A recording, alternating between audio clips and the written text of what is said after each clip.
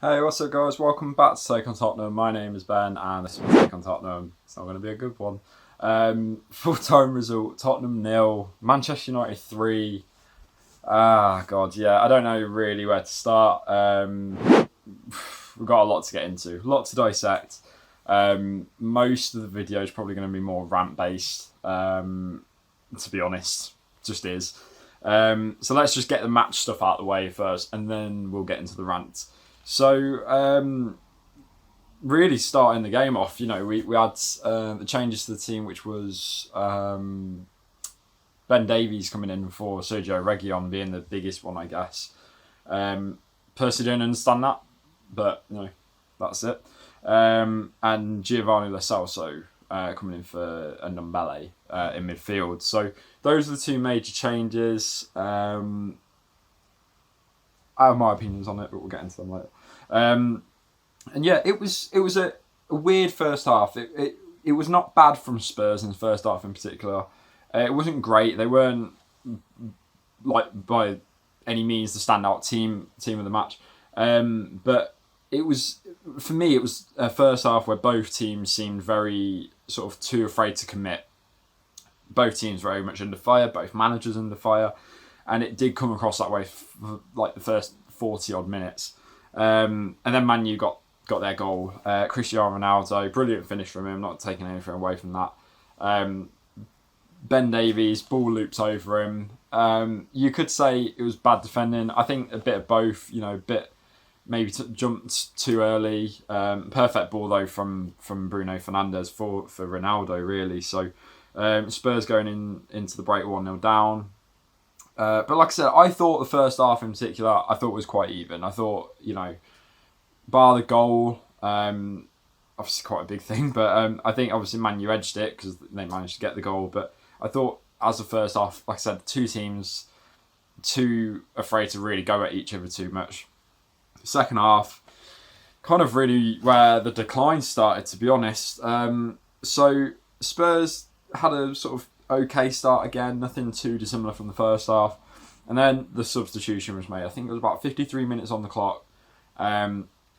Steven Bergwijn is coming on, and we're not sure who for. And then Lucas Moura's number comes up, and you're looking at it, and you're just going, "Oh God!" And then the boos started. I honestly think Nuno would have rather have had the fans not back for the games like last year, because the boos rung around that stadium, that big old stadium. My God, it did not go down well with anybody, that substitution. And I fully agree with the fans on it. Like, I do not understand the logic of taking Lucas off, who was, again, I'm not saying he was the standout player of the team, but he was doing something. I didn't understand it personally. Apparently not a lot of people understood it. It was a weird sub, and I just hope Bergwijn doesn't take it as against him. I don't think anyone would have been booing because Bergwijn was coming on. They would have been booing because Lucas was coming off, and it didn't make any sense whatsoever to be making that substitution. So hopefully out of that situation, Bergwijn doesn't take it personally. Again, like I said, no one would have been going, "Oh, for God's sake." Well, okay, some people might have been going that way for Bergwijn, but I don't think anyone was booing with that intention. It was more for the fact that no one understood why that substitution was being made. And that really started the decline, like I said. Conceded the second goal, poor from Oliver Skipp. I haven't really said that much this season. Maybe that's a testament to how good of a season he's been having. And he has been really good this season. And I'm not going to jump down his throat or anything. He's a young lad. His first proper full season in the Spurs starting 11. Look, he didn't have a good game today. Not many people did, but I just hope people don't just jump down his neck about that one, because it's not. Look, he made a mistake. He was hooked off after it as well, which probably didn't help him. But he lost the ball initially. But like I said, the blame just doesn't lie with Skip. Cristiano Ronaldo fed through Edison, Cavani. Dyer was really playing on. He was completely out of position with not out of position, but he was, in terms of your offside line, he was completely not in line with Romero, and that allowed Ronaldo to feed through Cavani, and of course he's going to slot the ball in, which he did. So, like I said, main blame, yes, lies with Skip for losing possession, but Dyer as well, that centre-back role, just playing Cavani on side, it wasn't even close. It wasn't close. And then, I'm not even going to get into the rest of the game because Spurs weren't. I've wrote more what I want to rant about than what I have the rest of the game. You know how it is. Rashford got the third goal. I don't need to really go into it. One thing that I will say, and this again leads into the rant side of things. There was a chance. I think it was Luke Shaw played a horrific pass straight into the feet of Harry Kane, and Harry Kane intercepted it, started running up towards the goal. What was it, 2-on-2 at that point? And he played one of the worst balls I think I've seen Harry Kane try in an attempt, really, to make a pass. And he just gave it straight to the Man U defender. And you look at it and go, Spurs are in a position to hit them on a really sort of surprise counter-attack. United didn't expect to lose possession there. Harry Kane, of all people. And he plays that pass to just a United defender. It didn't even look like there was any conviction with the pass. It was so lackluster and lazy, and oh god, we'll get into that in a sec. But yeah, 3-0, horrible performance, absolutely terrible. And then I wrote, and this was about 64 minutes. I don't think this stat actually changed for the rest of the second half, and I've got an even more horrific stat up on my laptop right now, which I will read in a second about. I just said bored. I wrote 65 minutes in, I wrote bored. I wrote bored because I was bored. There was nothing exciting happening in that game. There was nothing. 0 shots on target at 65 minutes. And it was just terrible. It was. I just wrote, don't see a comeback happening. Don't see a comeback happening. Kane completely absent. We'll get into that. The Davies Reguilon switch didn't work at all. Not that I think it would have changed the result of the game, but it didn't. I don't see what that offered us more than having Reguilon not in the starting lineup. And that's it, really. That's my notes. I'm done with my notes. Get ready for completely, I don't know, unscripted now, I guess you'd say. Right, let's just get this stat out of the way. Get ready for this, guys. Tottenham haven't had a shot on target in their last 2 hours and 16 minutes of football since Harry Kane's effort in the 44th minute against West Ham. This was the first time Spurs have failed to have a shot on target in a Premier League home game since December 2013 against Liverpool. And if I'm right, and I'm only remembering off the top of my head, so please feel free to correct me if I am wrong, but I believe that game was it 5? It was 5-0 at White Hart Lane against Liverpool. And who was the manager? I think it was AVB, Andre Villas-Boas, and we all know how terrible the football was under him. So, where do we go from here? Right, well, like I said, Rant commence. I am bored. I am bored of watching us at the minute. I'm not seeing anything that's getting me out of my chair, celebrating, going, come on, I'm not having that feeling watching Spurs. Even when they score and stuff, I'm happy, but I'm not seeing performances that excite me or even, make me feel something. I'll never forget those matches, and I know it's a cliche to go back to Poch, and I know people are going to roll their eyes maybe at that, but I will never forget the feelings that I had with those Champions League matches in particular, but the football that Spurs used to play and stuff like that, and under Poch. And I really don't like having to be one of those people that goes, oh yeah, but under Poch, but I am turning into one of those. Maybe I'm a hypocrite, I don't know. But it's really frustrating when you see where Spurs were and how far away they are now. And I just feel like they're just such a shadow of their former selves. And I believe still, yes, there are players in that team that still,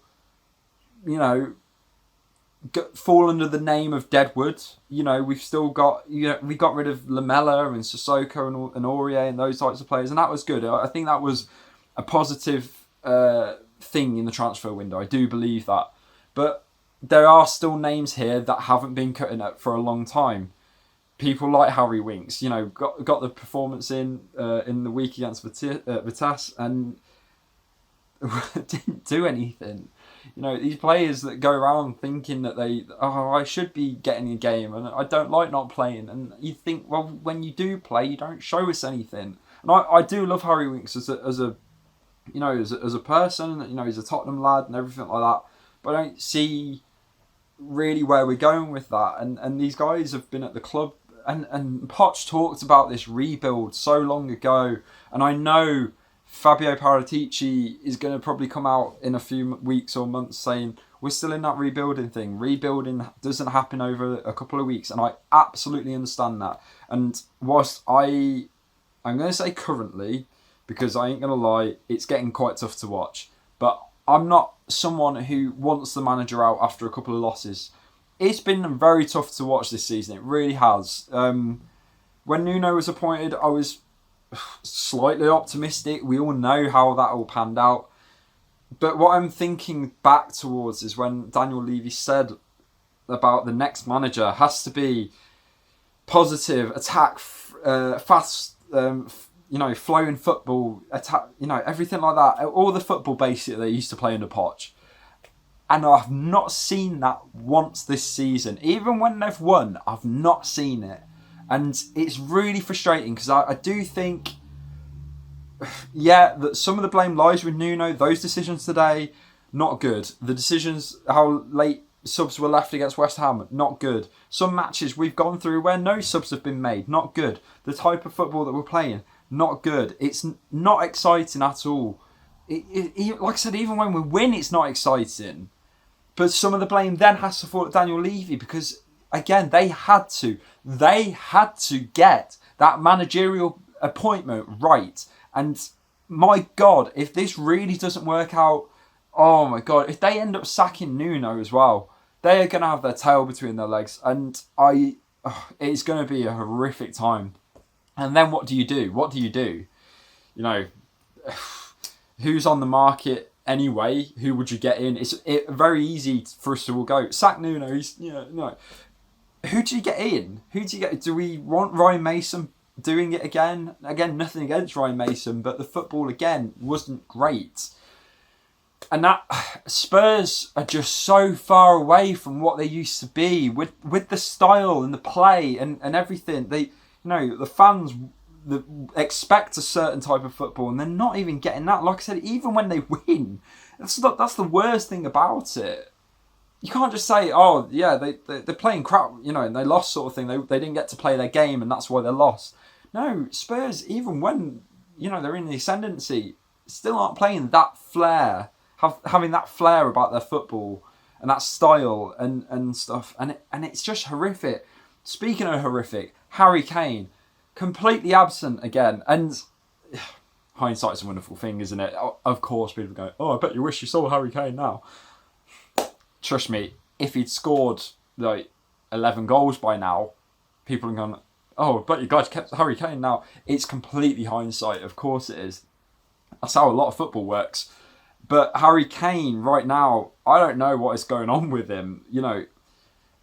It's not good. I'm seeing very lazy performances. I'm seeing very lacklustre performances. Kind of how I described that pass from him earlier. Very absent performances. Like, he's not there. And trust me, even during Poch's prime time, Harry Kane was capable of these performances. He really was. Champions League final, of course that sticks out for a lot of people. He had a lot of performances where he just didn't show up. But the thing is, what I'm seeing now, I think it's worrying. I think it's worrying a little bit from Nuno's perspective as well. I think, and I probably get most Spurs fans agree with me, where the best performance that we've had this season, the best performance was the first game of the season against Man City. Spurs turned up, and you go and watch that video, Shadow of my former self, as you'll probably see. You go and watch that video. Brilliant performance, brilliant team performance, everyone together. Everyone performing for each other. No individuals going, I want this, I want that. Everyone was performing together and I got such a good group feeling and a real good feeling of optimism from that. And they're so far away from that. But what I must say is Harry Kane was in that game. We started with Sonny up top and Lucas and Bergwijn on each side. And I kind of look at it now and I'm like, when you're playing players, you play them on form most of the time. If you've got a a striker who's scoring goals, you're going to keep him in the team. You don't want to see Salah get benched in any Premier League game, especially with the form he's in now. But if Salah went 8, 9, 10, 11 games without performing, and I mean not just not scoring, but not performing at all, would you drop him? It's a very interesting thing to sort of ponder to football fans. But I generally, and I'm not saying, I don't want to say this as you drop him because he's playing crap. But I think it is a case of, like, you do have to look in a way of just being like, based on form, what are we doing? Why are we starting Harry Kane? What I want to say. Are we starting him because it's the name, or are we starting him based on form? Because if you're starting him on form, there's no argument there, because his form's absolutely gone at the minute. Like, no shots on target. Harry Kane wants to be, and I we all love Harry Kane as Spurs fans, we do. Harry Kane wants to be up there with the Ronaldos, the Messis. He said it himself. He wants to be considered amongst these, Lewandowskis and whatnot. And you look at these things and you're going, but what are you doing right now? You're not the one dragging. You're one of the senior figures in the team. You're not dragging anybody through this team at the minute. You're just fading into the background. And I do think, why not revert back to it? What happened on the first game? I'm not saying it will result in a win, but why are we starting Harry Kane? Are we just doing it because it's the name? Are we doing it because he stayed, so we have to start him now? It's like we're owing him, sort of thing. Switch it up in the next game. Bring him on. We always talk about the lack of depth on the bench. Bring Harry Kane on with 15 minutes to go if you're struggling. I don't know. Of course, it's all hindsight, but I just think that if we're doing things based off names, then there's something really wrong in that team, in that setup, and I don't like it. I never think play. We all know players should never be bigger than the club, and I don't think anyone should be given a starting spot based on their name. We all know that Lucas Moura probably should have started that Champions League final a few years ago, but because Harry Kane was fit, Poch started Harry Kane, and who knows how the match might have turned out. But again, it's hindsight based. But it just frustrates me that we're in this situation where we've got a striker who hasn't scored, who doesn't even look that interested right now. And I've really held off this season at really trying to highlight Harry Kane. If anything, I gave Kane the benefit of the doubt last week against West Ham, because I said it's not just him, it's all the forwards. Sonny as well. I thought Sonny looked way better in the game than Kane today, because he was trying to do stuff. He was running, he was carrying the ball, he was trying to take on defenders way more than Harry Kane was. Stephen Bergwijn, again, quite quiet. He's shot of confidence. Lucas Moura tried to do something but couldn't. But I'm seeing more from Moura and Sonny than I am from Kane, and that's what I'm on about. I don't know. I think it's a very interesting thing to sort of wonder about, and I'm very interested to see what people think about this. Please let me know in the comments what you think about the Kane situation. But Spurs in general, they're in a mess. I don't know what's going on really. I like Nuno. I do like him. I don't know if he's the right coach for us. I'm not going to get asked for him to be sacked or anything like that, because it had to go pretty bad, really bad for me to get to that point. I'm not going to be like that with Nuno right now. But if this sort of performance goes on throughout the season, Spurs find themselves very far away from where they want to be, who knows, it might change. But I'm not going to be asking again for the manager to go out after Spurs. After the Villa game, Spurs were 5th. That's how tight the league is at the minute. Spurs were 5th. And they were like 3 points off Man City in 3rd. I don't know how that happened, but that's how weird it is at the minute. Spurs are 3 points off falling to 13th or 14th in the league, I think, at the minute. And they're 4 points off Man City in 3rd, I believe. I think that's right. I might be wrong, but that's just how tight the league is at the minute. Yeah. So, let me know in the comment section what you think about all this mess. Sorry about the rant, but it needed to be said. I'm very interested to see what your thoughts are on it. So if you like what you've seen, please hit the subscribe button. We have to go again next week, of course. Everton next Sunday. I personally, pessimist as I am, I can see us losing. Don't know. We'll see what happens. But yeah. If you like what you've seen, hit the subscribe button, notification bell, leave me a like, leave me a comment, please. I'm so interested to see what people think of that performance. But my thoughts on the whole Spurs thing, Kane, Nuno, Levy, everything. Let me know if you agree, disagree with my opinion. Let me know. I'm very interested to read about it. So yeah, I'll see you guys in the next video. And as always, come on, you Spurs.